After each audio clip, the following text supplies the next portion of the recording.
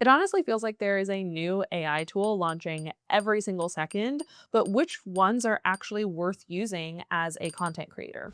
These are 4 AI tools a 7-figure influencer, Modern Millie, actually uses. Now, Millie runs a very successful brand and content creation business. And not only is she a great friend, but she leads our industry in sharing tips, strategies, and tools to help other people grow their own online business. And in the world of AI and things constantly changing, we'd love to hear from you, Millie, what you're using today to grow your own online presence. Today, we are sharing 4 AI tools that I use in my business every single week.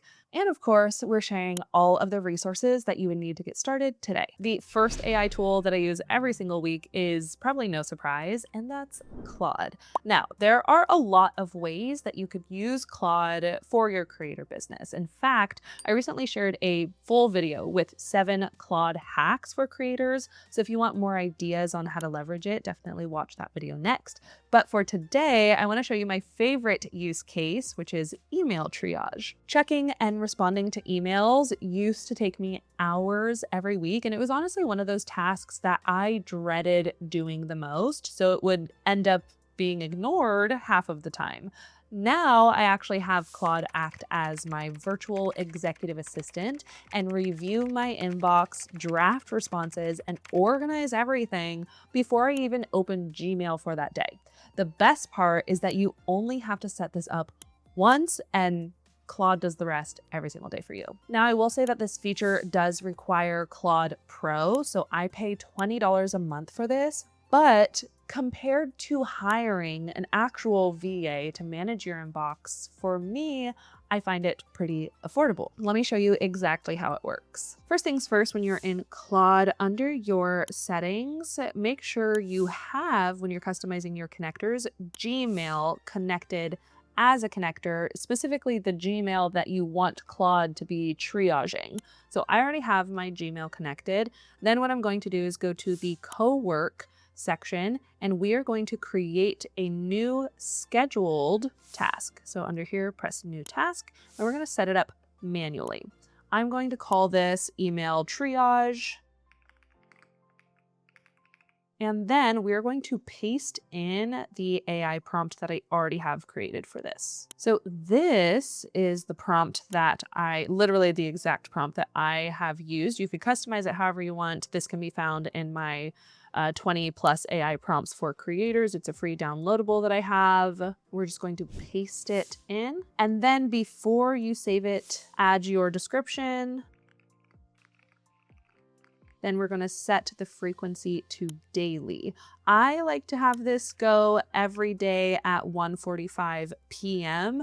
That's when the automation will start. That's not when the automation will be complete. Claude takes some time reviewing your inbox and drafting the responses. So I actually have this start a few minutes before I'm in my inbox every day, and I usually check my email sometime between 2 and 3 p.m. So I have this automation kicking off before I'm in my inbox, and then I press save. Once you save the task, you'll approve permissions for Claude to access your inbox and create draft replies. Now, a quick note is that Claude doesn't actually send emails for you. It only prepares the drafts inside of Gmail for you to review. So when I open my inbox for that day, most of the heavy lifting is already done. I could quickly edit the drafts that were already written for me, hit send, and finish my workday on time. Now, what's even cooler about this automation is if you're really crammed for time, the prompt that I have set up means that Claude, when Claude does my email triage, it's going to prioritize the emails that are most important. So if I only had a few minutes that day to get into my inbox, I know which ones are going to take priority and the ones that could wait for another day. So it used to take hours of going through my inbox, now takes a fraction of the time. And that's honestly why Claude has become one of my favorite AI workflows. Awesome, Millie. Truly love it. You show why you're called Modern Millie. You use the most modern, latest, and greatest AI tools. And Claude is a really unique one where there's so many different development possibilities with Claude. It's really nice to see just one really good example of how you can use it in your own content creation business. And pulling on that same thread, I know we're both really excited to talk about this second tool here, VidIQ. Now, the reason we're talking about VidIQ is they just opened up this brand new prompt interface. Now, for those of you who don't know, One of the biggest mistakes that we see creators make is you spend so much time creating and editing your content and only a little bit of time publishing your content. But some of the main work that gets the most views on your content is what you put when you publish it, the title, the description, how you optimize your SEO words. You might have a great video that never finds the right audience because we didn't describe it correctly to the algorithm. So we're going to go ahead and use VidIQ for 3 different prompts. The first one is going to help us choose the best topics that have the highest search volume and lowest competition. Promise you, once you see this, you're going to use it probably every single time. So in VidIQ, I added this prompt. I simply explain that I make YouTube videos on Claude. What are the most searched topics and what is their relative competition? Now, while this loads, if you're enjoying having 2 creators here, Millie is obviously an incredible creator, and we thought the best way to share our knowledge with y'all, is to do a collaboration video like this. So we haven't seen anyone else actually do this in the instructional space yet. So if this is something unique you're enjoying, go ahead, like the video, subscribe to Millie's channel, subscribe to mine if you're not subscribed yet, and drop a comment if you want to see more things like this. It's something new we're trying, and we're hoping you're finding value out of it. Now let's jump back into it. Now, what's really nice about VidIQ is it knows you're trying to optimize your SEO, right? It knows you're trying to get the most views for whatever video you make. So what it did is it broke down in this table up here which topics have the highest search volume, but the lowest competition. And for the other small creators out there, like me included, in order to compete on these large platforms, sometimes you have to go really niche.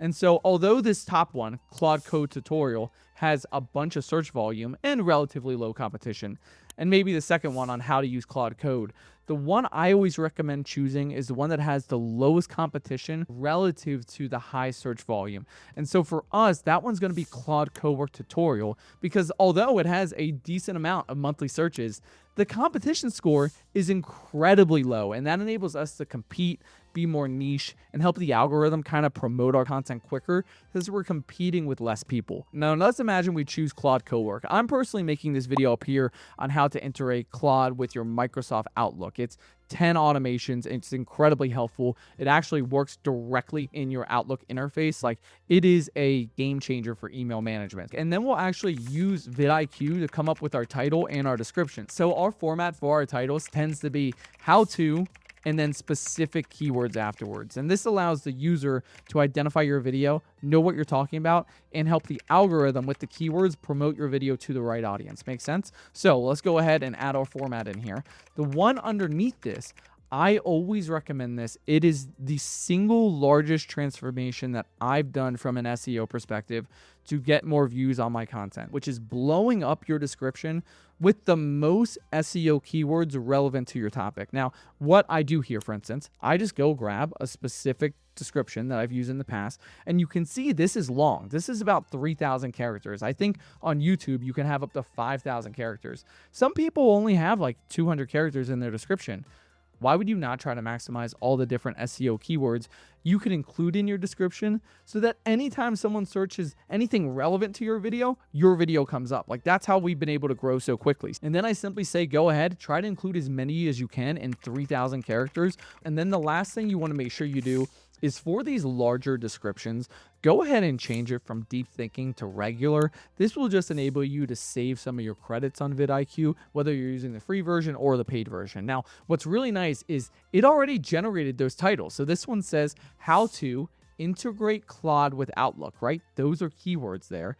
And then afterwards, it also included Claude Cowork tutorial, right? Now, this one has the highest scores. So let's go ahead and just copy this, and we'll go ahead and drop it into YouTube for our title. Now, what's really nice is the description matters, right? The description is how we can include a bunch of other SEO keywords, really get the most eyeballs on our channel. So what we're going to do is go ahead and highlight this here.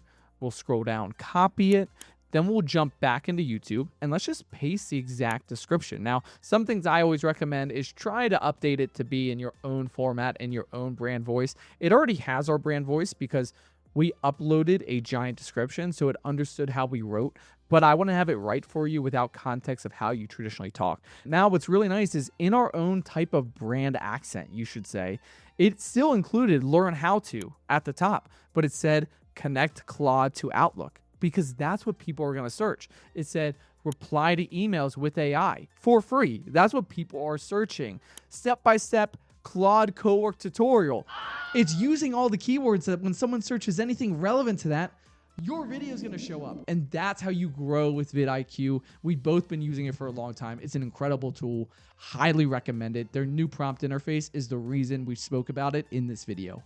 I love this. I love VidIQ. I personally have been a loyal customer. I've been paying for them and using them since 2022, as you could see here. So I definitely agree with everything that you said, Joe. Now, coming up with content ideas is one thing, but actually turning those ideas into a fully edited video that's ready to post is a whole different story. And if you're anything like me, editing can easily become one of the most time-consuming parts of the content creation process. And that's why my next AI tool has become a staple in my business. It helps me edit videos faster, create better content, and save a ton of time every single week. And that third tool is Adobe Premiere Pro. Now I know what you're thinking.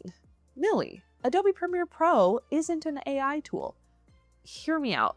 I used to pay for several different AI tools to help me with different parts of the editing process because I thought learning to do certain things within Premiere Pro would be too complicated or would take too long or would be too hard to learn. So I just never even tried to figure it out. But then one day I was like, you know what? Can I do this in Adobe Premiere Pro? And when I looked it up, it wasn't as hard as I thought, and I was just overcomplicating it in my head for no reason. So now we've canceled most of those other AI editing tools and solely use Adobe Premiere Pro because it has many AI features that you can use when editing videos. Everything from auto editing your video for you, removing the background in your video, adding closed captions, enhancing your audio, using AI to extend clips, and so much more. So now this saves me and my team hours every single time we go to edit. So let me actually show you how I use this in my workflow because there are many features that we could get into, but I just want to show you two of the main ways this shows up for my business and I think will also translate for anybody watching this. So I already have this clip dragged onto my timeline and this is me talking to the camera, making plenty of mistakes.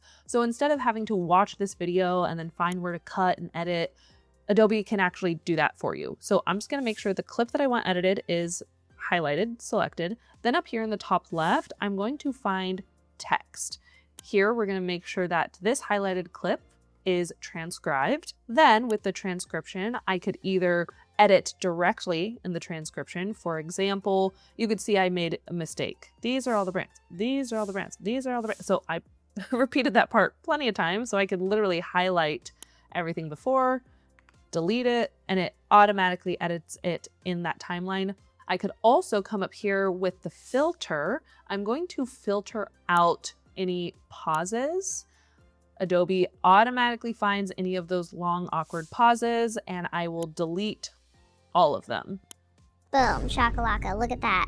Adobe just automatically edited this. Now, let's find any filler words. Same thing, you could delete all of them. And now it's that much easier for me to get that first cut done for my talking head videos. Okay, the next automation or AI tool that we use in Adobe, as soon as we're done with that first rough cut, we're gonna create closed captions or the text that appears on my videos while I'm talking. So now that we already have the video transcribed and it's fully edited here, we're just gonna go over to captions and create captions from transcript. And automatically Adobe edited it right here. Added it, added it, added It. added it. Yeah. Added it.